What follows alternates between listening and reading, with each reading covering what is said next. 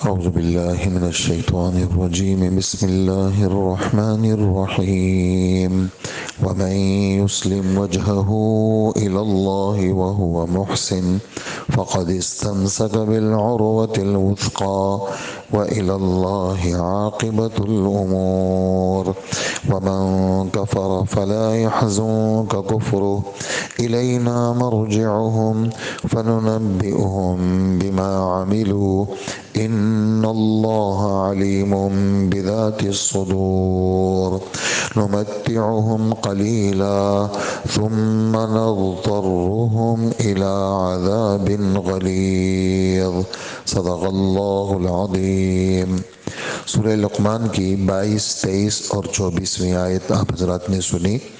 اللہ جل جلالہ کی بڑائی اور عظمت کی باتیں حضرت لقمان کی نصیحتوں میں اہم ترین نصیحت وہ شرک سے اپنے کو بچانا اور اللہ کی تابعداری اختیار کرنا، اللہ کی عظمت، اللہ کی بڑائی، اللہ کی کبریائی، اس کا بیان، اللہ کی قدرتوں کا بیان دو آیتوں میں گزشتہ کل آپ حضرات نے ایک آیت میں سنا کہ ساری کائنات کی ساری چیزیں وہ اللہ نے تمہارے کام میں لگائی ہیں۔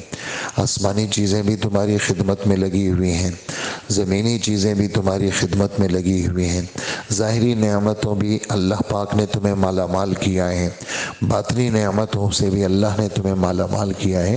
تفصیل گزشتہ کل ظاہری باطنی نعمتوں سے کیا مراد ہے وہ آپ حضرات نے سنی، وہ اللہ نے تمہارے اوپر پوری کی ہے۔ لیکن بہت سارے لوگ ایسے ہیں، لوگوں میں سے بہت سارے لوگ جو اللہ جل جلالہ کی ذات کے بارے میں، دین کے بارے میں، قرآن کے بارے میں، آسمانی باتوں کے بارے میں جھگڑا کرتے ہیں، اور ان کے پاس کوئی علم بھی نہیں، کوئی ہدایت بھی نہیں، کوئی روشن کتاب بھی نہیں، پھر بھی بے تکی باتوں کے اندر اور گمان کی باتوں کے اندر وہ اس طرح مارتے رہتے ہیں۔ انہم الا یخرسون، مختلف آیتوں میں ہے ان انتم الا تخرسون، اٹکل کی باتیں کرتے ہو، ادھر ادھر کی مارتے ہو، اندازے لگاتے ہو، تو انہم الا یظنون الا ظنا سورہ نجم میں ہے، اور 8ویں پارے میں ہے ان انتم الا تخرسون، ایسے ہی ادھر ادھر کی مارتے رہتے ہو، تو تمہارے پاس کوئی مضبوط چیز نہیں ہے۔ جب مضبوط چیز نہیں ہے تو جس آدمی کے پاس نہیں ہے تو اس کے پاس کچھ بھی نہیں ہے۔ اگر ہم اللہ کو ایک مانتے ہیں تو ہمارے پاس اللہ کے ایک ہونے کے بہت سارے دلائل ہیں، ہماری آنکھیں بھی دیکھ رہی ہیں، ہماری زبان بھی بول رہی ہے، ہمارے دل دماغ بھی مطمئن ہے، اور بار بار اللہ جل جلالہ ہمیں دعوت دیتے ہیں کہ یہ جو کتاب ہے یہ اپنی طرف سے کسی نے بنائی نہیں ہے، یہ اپنی طرف سے کوئی بنا کے نہیں لایا، یہ بالکل سچ مچ کتاب ہے۔ اور جب ان کو دعوت دی جاتی ہے کہ آؤ آسمانی باتوں کی طرف، کہتے ہیں کہ جی ہم تو باپ دادا کی ترتیب پہ چلیں گے، جو ہمارے باپ دادا کی ترتیب تھی تو ہم اس پہ چلیں گے۔ تو اللہ پاک فرماتے ہیں کہ اگر باپ دادا ان کو دوزخ کی آگ کی طرف لے جائے تو کیا پھر بھی مانیں گے اس کی بات؟ اس کی وضاحت بھی 2-3 آیتوں کی ساتھ تشریح کے ساتھ میں نے کل کر لی تھی۔ آج اس تابعداری کا بیان ہے کہ جو شخص آسمانی باتوں کو سن کر کے اپنے رخ کو اللہ کی طرف پھیر دے، وَمَن يُسْلِمْ أَسْلَمَ يُسْلِمُ إِسْلَامًا، اپنے آپ کو تابعدار بنانا، اپنے آپ کو تابعدار بنانا، اپنے آپ اپنی گردن جھکانا، اپنے آپ کو مسلمان بنانا جو اپنے رخ کو اللہ کی طرف پھیر دے، اور اس کا دل مخلص ہو، دل مخلص ہو اور بدن اس کا عمل کرنے والا ہو، اور رخ اس کا اللہ کی طرف ہو۔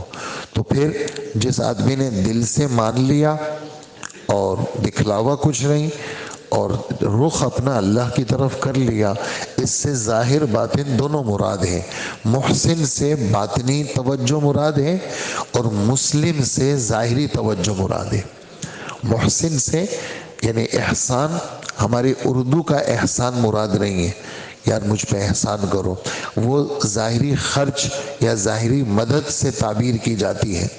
شریعت کا جو احسان ہے وہ کیا ہے؟ وہ دل سے اللہ کے لیے کسی کام کو کرنا، شریعت میں احسان اس کو کہتے ہیں۔ اسی وجہ سے محسن کا ترجمہ مخلص سے کرتے ہیں۔ تو مسلم ظاہری اپنے ظاہر کو متوجہ کرو اور محسن اپنے باطن کو متوجہ کرو. دل سے بھی اللہ کی طرف رخ ہو اور ظاہر بھی تمہارا اللہ کی طرف ہو. جیسے ہم نے نماز پڑھی، ہمارا ظاہر اللہ کی طرف تھا، تو اب دل اللہ کی طرف ہے یا نہیں تو یہ اللہ کو پتہ ہے کہ اس بندے کا دل کہاں ہے. تو اللہ پاک فرماتے ہیں جس نے اپنا ظاہر اللہ کی طرف کیا اور دل بھی اس کا اللہ کی طرف ہو، اب بات بن گئی یہ ہے کہ اس نے مضبوط کڑا پکڑ لیا. عروہ کڑے کو کہتے ہیں. اسلام کو تشبیہ دی ہے دنیا کے ایک کڑے کے ساتھ، اور ہمارا اسلام کی طرف آنا ہمارے اس کو تشبیہ دی ہے پکڑنے کے ساتھ. اس کو جیسے آدمی بس میں سوار ہے، سیٹ نہیں ہے، بس میں سوار ہے سیٹ نہیں ہے، تو آدمی اس کو پکڑ لیتا ہے کہ بھئی کہیں بریک لگے، کہیں گاڑی سپیڈ مارے تو میں جھٹکا نہ لے لوں. جہاز میں بیٹھا ہے، اپنی گاڑی میں بیٹھا ہے تو آدمی بیلٹ باندھ لیتا ہے، کوئی خدا نہ کرے کوئی جھٹکا لگے تو وہ بیلٹ اس کو روک لیتا ہے. اسی طرح جو آدمی مسلم ہے اس نے مضبوط کڑے کو پکڑ لیا. اور یہ مضبوط کڑا ہم تیسرے پارے آیت الکرسی کے بعد والی آیت لا اکراہ فی الدین قد تبین الرشد من الغی فمن یکفر بالطاغوت ویؤمن باللہ، جو شیطانوں کا منکر بنے اور اللہ پر ایمان لائے فقد استمسک بالعروۃ الوثقی، اس نے آسمانی مضبوط کڑے کو تھام لیا. لن انفصام لہا، یہ آسمانی مضبوط کڑا ٹوٹے گا نہیں. مولانا شبیر احمد عثمانی تفسیر عثمانی میں لکھتے ہیں چھوٹ تو سکتا ہے لیکن ٹوٹ نہیں سکتا.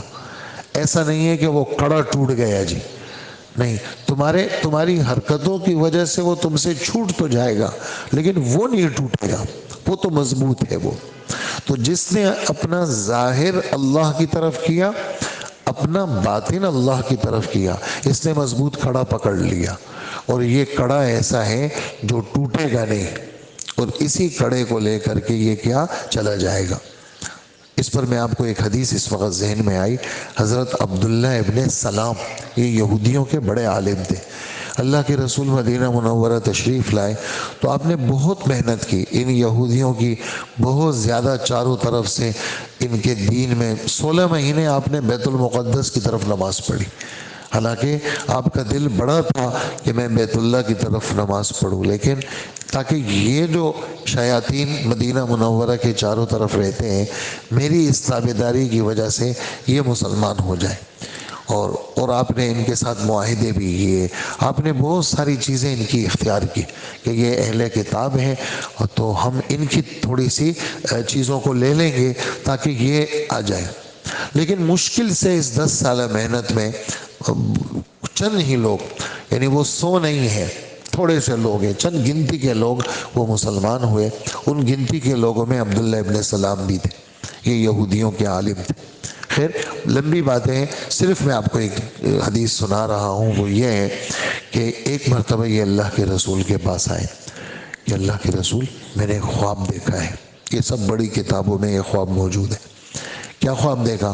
کہا میں نے خواب دیکھا ہے کہ میں ایک ہرے بھرے باغ میں ہوں اور جو ہے وہ اوپر میں دیکھتا ہوں کہ ایک کڑا سا ہے اور میں رسی آئی اس کے ساتھ ایک کڑا، میں نے اس کو پکڑ لیا اور پکڑ لیا تو وہ کھینچتی چلی گئی، میں اس کے ساتھ چلتا چلا گیا اور بس وہ میں نے اس کو پکڑا ہوا ہے اور بس اسی میں میری آنکھ کھل گئی تو میں دیکھتا ہوں میرے ہاتھ ایسے ہی ہیں.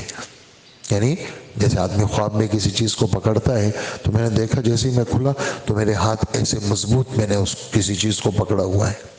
حضور صلی اللہ علیہ وآلہ وسلم نے فرمایا یہ جو ہریالی تم نے دیکھی یہ تو اسلام ہے. یہ باغیچہ تم اندر باغیچے کے اندر ہو، یعنی اسلام کے اندر ہو، اور یہ جو کڑا ہے یہ اسلامی کڑا ہے جس کو تم نے پکڑ لیا ہے اور جو تم سے چھوٹا نہیں، اور اخیر تک اس کڑے نے تمہیں اٹھا لیا، یعنی یہی کڑا تمہیں جنت میں لے کے جائے گا. تو یہ مضبوط کڑا پکڑ لیا اور اللہ ہی کے پاس سب کو انجام جتنے بھی ہیں وہ سارے کاموں کے وہ اللہ کے پاس ہے۔ تو یہ باتیں تو ہمارے لیے ہیں، یعنی ہمارا ظاہر وہ تابع دار، ہمارا اندر وہ تابع دار، تو ہم نے اس کو پکڑ لیا۔ یہ پکڑنا کیا ہے؟ یہی نمازیں ہیں، یہ روزہ ہے، زکوٰۃ ہے، حج ہے، گناہ سے بچنا ہے، یہ پکڑنا ہے اس کا۔ اور 24 گھنٹے دل دماغ پہ اللہ پاک کی ذات کا اثر کہ میں اللہ کا بندہ ہوں، نبی کا امتی ہوں، یہ پکڑنا ہے اس کا، اور مرتے دم تک میں اس پہ رہوں گا اور میں اس کو چھوڑوں گا نہیں، اور اللہ کے پاس مجھے جانا ہے۔ اور دوسری آیت میں یہ بات فرمائی، جو آدمی اس کڑے کو چھوڑ دے، نافرمان ہو، تو نافرمانی کی وجہ سے اللہ کے رسول بڑے تکلیف میں آ جاتے تھے، تو فرمایا ان کی نافرمانی، ان کا کفر آپ کو غم میں نہ ڈالے، آپ پریشان نہ ہو، چونکہ اللہ کے رسول آنکھوں سے دیکھ چکے تھے، جنت بھی آپ نے دیکھی، دوزخ بھی آپ نے دیکھی، معراج بالکل شروع میں ہوا تھا کہ آپ سب کچھ دیکھ چکے تھے۔ پھر آپ جب دعوت دیتے تھے اس سامنے والا نہیں مانتا تھا تو آپ غمگین ہو جاتے تھے کہ میں تو دیکھ کے آیا ہوں، اگر اس نے نہیں مانا تو یہ سیدھا دوزخ میں جائے گا، اور اس غم کی وجہ سے آپ بیمار ہو جاتے تھے، اس غم کی وجہ سے آپ بیمار، جیسے ہم دنیاوی غم کی وجہ سے بیمار ہو جاتے ہیں، بیٹے کی تکلیف، بیٹی کی تکلیف، کاروباری تکلیف، اپنی خود کی بیماریوں کی وجہ سے ہم خود بیمار ہو جاتے ہیں اور ہمارا اٹھنا مشکل ہو جاتا ہے، کیوں؟ سوچوں میں پڑ جاتے ہیں۔ اللہ کے رسول کو یہ چیزیں نہیں ستاتی تھی، بچوں کی تکلیفیں نہیں ستاتی تھی، لوگوں کی نافرمانی ستاتی تھی کہ آپ ان لوگوں کا کفر وہ آپ کے لیے غم کا سبب نہ بنے، ان کو ہم تھوڑا نا دنیا میں نفع دے رہے ہیں، یہ مزے کو اڑا لیں دنیا میں، پھر ایک سخت عذاب کی طرف ان کو آنا ہے، لیکن آپ غمگین نہ ہو، اس لیے کہ ہم نے ہدایت کو آپ کے ہاتھ میں نہیں رکھا، ہدایت تو اللہ کے پاس ہے، ہم نے تو آپ کے ہاتھ میں کیا رکھا ہے؟ آپ صرف دعوت دیں گے، دعا کریں گے، فکر کریں گے، دعوت دیں گے، باقی مقدر میں جس کے ہدایت ہے وہ ہدایت یافتہ ہو جائے گا، اور جس کی قسمت میں نہیں ہے وہ ہدایت سے روگردانی اختیار کرے گا۔ یہ تھی ہمارے ان آیتوں کی وضاحت۔ اللہ جل جلالہ ہم سب کو عمل کی توفیق عطا فرمائے، اور ہمارا رخ اللہ مذہب اسلام کی طرف مرتے دم تک اللہ پاک ہمیں نصیب فرمائے۔ اور جو شخص فرما بردار بن کر وَمَن يُسْلِمْ وَجْهَهُ إِلَى اللَّهِ اپنا رخ اللہ کی طرف کرتا ہے اور مخلص بھی ہے، دل سے اس کو مانتا بھی ہے اور دل سے اللہ کا یقین رکھتا ہے، اور اپنا رخ ظاہر بھی اور باطن بھی، تو کیا ہوا؟ اس نے مضبوط کڑا، مضبوط کنڈا، مضبوط حلقہ، یہ اس نے مضبوطی کے ساتھ اس کو تھام لیا، اور تمام کاموں کا آخری انجام وہ اللہ ہی کے حوالے ہیں، تمام کاموں کا آخری انجام وہ اللہ ہی کے حوالے ہیں۔ اور اے پیغمبر صلی اللہ علیہ وسلم، جو آدمی کافر بن جائے تمہیں اس کا کفر غم میں نہ ڈالے، صدمے میں نہ ڈالے، آخر انہیں ہمارے پاس ہی آنا ہے، پھر ہم ان کو بتائیں گے کہ کیا کیا دنیا میں تم نے عمل کیا۔ یقیناً اللہ سینوں میں چھپی ہوئی باتوں کو جانتے ہیں، ہاں اندر کے بھید وہ دنیا کی کوئی مشین نہیں بتا سکتی، لیکن اللہ کو سب پتہ ہے، کوئی فرد بشر نہیں بتا سکتا، لیکن اللہ کو ساری چیزیں پتہ ہیں۔